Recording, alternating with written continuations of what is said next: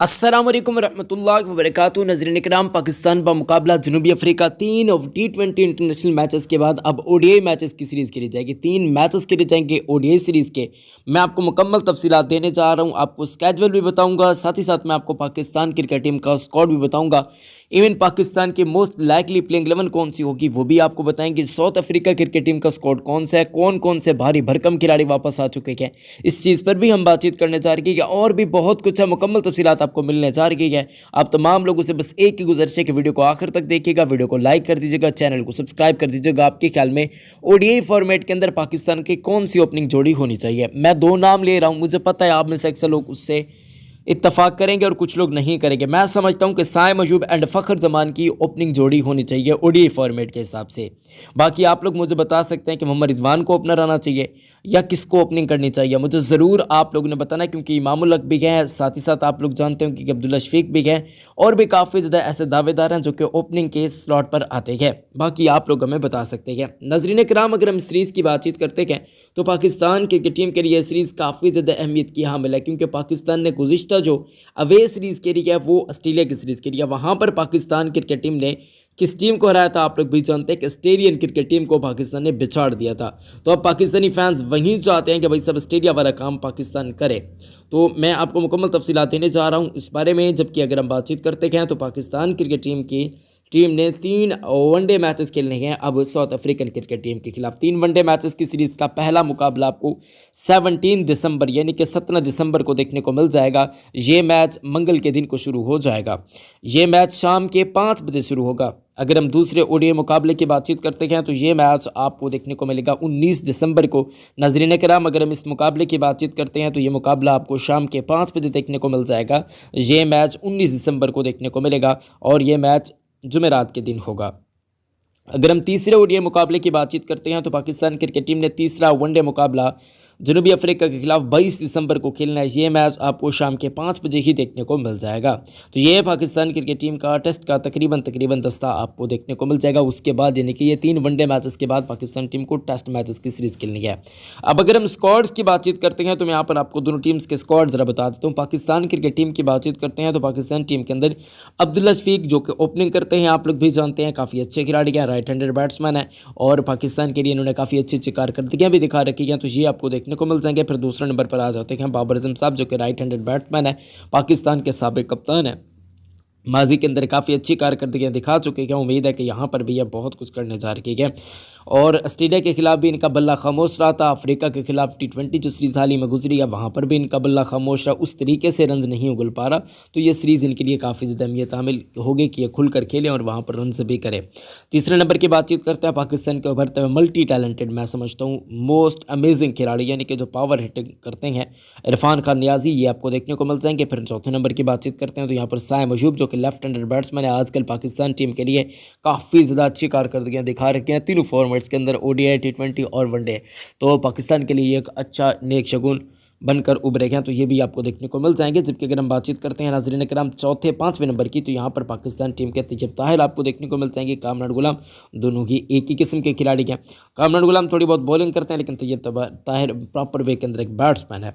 अगर हम बातचीत करते हैं यहाँ पर पाकिस्तान के अगले खिलाड़ी तो वो सलमान अली आगा होंगे। नाज़रीन कराम, आप लोग जानते हैं कि वो पाकिस्तान के वाइस कैप्टन भी बने थे, लेकिन चंद दिनों के लिए वाइस कैप्टन बने थे, फिर उनको हटा दिया गया था। फिर आपको मोहम्मद रिजवान जो कि कैप्टन है पाकिस्तान टीम के, विकेट कीपर होंगे, ये भी आपको देखने को मिल जाएंगे। फिर उस्मान खान, इनके लिए तकरीबन आखिरी चांस होगा। देखिए दोस्तों, वकार यूनुस के कहने पर ये वापस तो आ गए, यूएई को छोड़कर पाकिस्तान की नुमाइंदगी करने के लिए तैयार तो हो गए, लेकिन दिल नहीं माना कि भाई सब ये किस तरह की गेम कर रखी है। तो वो जो गेम हमें देखने को मिली है वो गेम इनके लिए उल्टा पड़ चुकी है। तो उम्मीद है कि ये खैर पाकिस्तान के लिए अच्छी कारकर्दगी दिखा पाएंगे और पाकिस्तान के लिए बहुत कुछ कर देंगे इंशाल्लाह। हमारी तो दुआ है, हम क्या कर सकते हैं दोस्तों। बाकी आप लोग मुझे बता सकते हैं। उस्मान खान एक अच्छे खिलाड़ी हैं, इनके पास आखिरी मौका होगा कि ये अच्छी कारकर्दगी दिखाए, वगरना शायद में भी हो सकता है कि इनको टीम से ड्रॉप करके पाकिस्तान टीम से बिल्कुल ही बाहर कर दिया जाए और तकरीबन फिर ये बयानात पर टीवी पर देते रहें कि मैं तो ये करके आया था, मैं वो करके आया था। भाई सब उस वक्त आपको सोचना चाहिए था ना, आपको लग रहा था ना फ्यूचर के पाकिस्तान के अंदर क्या होता है, उस्मान कादर के अंदर क्या हुआ, उस्मान कादर के साथ क्या हुआ, बाकी प्लेयर्स के साथ क्या हुआ, तो आपको सोचना चाहिए था, समझना चाहिए था। आपने वो काम तो किया नहीं ना, आपने तो किसी सलाह मशवरा लिया नहीं। आपको टीम के अंदर शामिल करने का आपने कहा ठीक है भाई سدا بہار اس طریقے سے کام نہیں رہتا، پھر اب آپ کے لیے مشکل ہو جائے گا میرے حساب سے۔ تو عثمان خان کے لیے تھوڑا سا مشکل ہے، مے بھی ہو سکتا ہے کہ او ڈی ایس کے اندر بھی شاید ان کو موقع نہ دیا جا سکے، لیکن وقار یونس ہیں وہ ان کو بہت زیادہ سپورٹ کرتے ہیں، تو ہو سکتا ہے کہ وہ ان کے اوپر جی شرچی لگا کر ان کو پاکستان کے پلینگ 11 کے اندر کھلوا دے، تو اس بات کے چانسز ہیں۔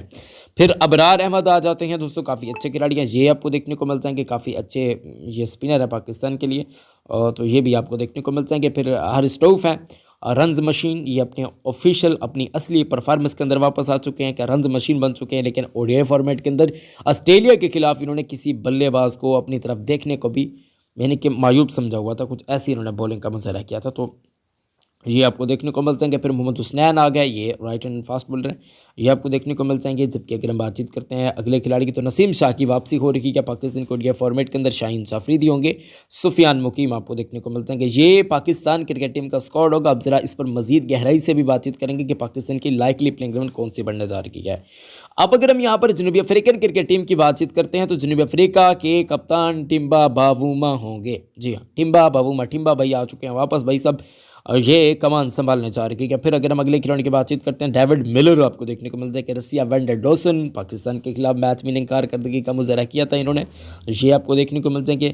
اور اس کے علاوہ ٹونی دی زورزی بھائی آپ کو بڑے والوں والے دیکھنے کو مل جائیں گے، اور اس کے علاوہ سٹبس آپ کو دیکھنے کو ویسے میں پہلے ہی بتا رہا ہوں، اب چاہے مانے یا پھر نہ مانے، پاکستان کو کسی سے اگر خطرہ ہوگا نا بیٹنگ کے اندر، تو وہ میرے حساب سے سٹبس ہوگا۔ یہ اتنا امیزنگ کھلاڑی، آپ کی سوچ ہے، یعنی کہ میچ کو اس طریقے سے نکال کر جاتا ہے۔ میں پرسنلی طور پر ان کی بیٹنگ دیکھ چکا ہوں، بھائی بہت امیزنگ کھلاڑی ہے، بہت ہی امیزنگ۔ یہ میں آپ کو بتاؤں گا پھر ویڈیوز کے اندر کہ بھائی صاحب یہ کیا کرے، اللہ کرے یہ پاکستان کے خلاف نہ چلے، لیکن پلیئر کافی اچھا ہے، اور ابھی تک چند ہی میچز کے اندر نے اپنے للو منوا لیا، اور بہت تیزی کے ساتھ یہ کامیابی حاصل کر رکھی ہے۔ صرف 24 سال ان کی ایج ہے، اور لیکن کارنامے بڑے ہیں بھائی صاحب کے، کارنامے بہت بڑے بڑے ہیں بھائی صاحب کے۔ ابھی تک 5 ٹیسٹ میچز کے اندر 37 کی اوسط ہے، جبکہ 7 او ڈی آئی میچز کے اندر ان کی جو اوسط ہے وہ 49 کی اوسط ہے، 248 رنز بنا چکے، 112 ان کا ہائیسٹ سکور ہے، اور یہ ویسے اگر دیکھا جائے تو کافی اچھے کھلاڑی ہیں۔ جبکہ T20 فارمیٹ کی بات چیت کرتے ہیں، 29 کی ایوریج ہے، وہ کہ وہاں پر ابھی تک نیا نام کما رہے ہیں، لیکن کھلاڑی بڑا وی آئی پی قسم کا ہے، میں آپ کو پہلے ہی بتا رہا ہوں۔ اس کے علاوہ ایک اور نام ہے جو کہ پاکستان کے لیے کافی مشکلات پیدا کرے گا، وہ ہے میکرو جنسن۔ یہ بھائی سب بیٹنگ بھی کرتے ہیں، بولنگ بھی کرتے ہیں، اور تباہی کھلاڑی، ان کی عمر بھی 24 سال ہے، لیکن امیزنگ کھلاڑی ہے بھائی صاحب۔ اب مانے یا پھر نہ مانے، یہ کھلاڑی بھی بڑا غضب کا کھلاڑی ہے۔ ابھی تک اس کی بیٹنگ جو ہے وہ اتنی آتی نہیں، کیونکہ نیچے والے نمبر پر بیٹنگ کرتے ہیں۔ 14 ٹیسٹ میچز کے اندر 23 کی اوسط ہے، 23 او ڈی ایز میچز کے اندر 30 کی اوسط ہے، T20 کے اندر ابھی تک 18 کی ان کی اوسط ہے، لیکن کھلاڑی بڑا اچھا ہے، اور ابھی تک 14 ٹیسٹ میچز کے اندر 60 وکٹیں لے چکا ہے، او ڈی ایز کے اندر 35 وکٹیں لے چکا ہے یہ 23 او ڈی اے میچز کے اندر۔ تو آپ دیکھ سکتے ہیں نا کہ بھائی کیا کیا کیا امیزنگ کھلاڑی ہے۔ 23 کی اوسط ہے ٹیسٹ کے اندر، 30 کی اوسط ہے او ڈی آئی کے اندر، 18 کی اوسط ہے T20 کے اندر، تو یعنی کہ کھلاڑی کڑا بہت امیزنگ کھلاڑی ہے، تو یہ آپ کو دیکھنے کو مل جائیں گے۔ پھر دوستوں اگر ہم بات چیت کرتے ہیں ان کے اگلے کھلاڑی کی، تو ایڈن مارکرم آپ کو دیکھنے کو مل جائیں گے، دل فلکواؤ، وہ کالے تیری امی کہاں بیٹھی ہے وہ والے بھائی صاحب بھی ہیں۔ انت کلاسن ہو گئے، اور ریان لکلن ہو گیا، اور ان کے علاوہ کاغیسو ربادہ بھائی صاحب آپ جانتے ہوں گے کہ جف مہراج ہو گئے، کوینا مفوفا جنہوں نے بابر کو آؤٹ کیا تھا، باٹ مین ہو گیا، اور ان کے ساتھ تبریز شمسی ہوگا۔ کچھ اس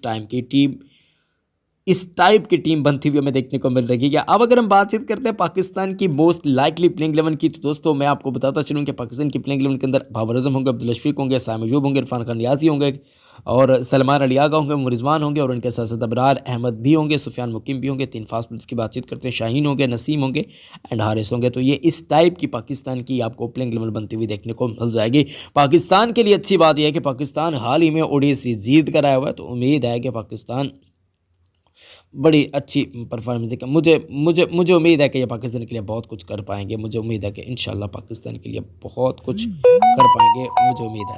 باقی آپ لوگوں کی رائے ہے، آپ لوگ جو بھی کہنا چاہتے ہیں مجھے ضرور رائے کے اندر بتا دیجیے گا، کس کو آپ اوپننگ دیکھنا چاہتے ہیں، کس کو نمبر 3، نمبر 4، نمبر 5، نمبر 6 پر دیکھنا چاہتے ہیں، وہ سبھی آپ لوگوں کی رائے ہوگی۔ باقی اگر آپ لائیو دیکھنا چاہتے ہیں تو بھائی صاحب آپ اے پی کے ساکی سرچ کر سکتے ہیں، یا پی کے کا وغیرہ سرچ کر سکتے ہیں، وہاں پر آپ کو لائیو شائیو دیکھنے کو مل جائے گا۔ یہ ساری صورتحال جو یعنی کہ نظام چلتا رہتا ہے۔ باقی آپ لوگوں کی رائے دوستو، اللہ پاک مجھے ہدایت نصیب فرمائے، اللہ پاک آپ سب کو ہدایت نصیب فرمائے، اللہ پاک ہم سب کو نیک راہوں پر چلنے کی توفیق عطا فرمائے، اللہ پاک ہم سب کے لیے آسانیاں پیدا فرمائے، ہمیں مکہ مدینہ دکھائیں، یا اللہ ہم سب کی دعاؤں کو قبول و منظور فرما، آمین ثم آمین یا رب العالمین۔ اپنا بہت زیادہ خیال رکھیں، اپنے پیاروں کا بہت زیادہ خیال رکھیں۔ اسلام زندہ باد، پاکستان زندہ باد، پاکستان آرمی پائندہ باد، اللہ ہم سب کا حامی و ناصر ہے۔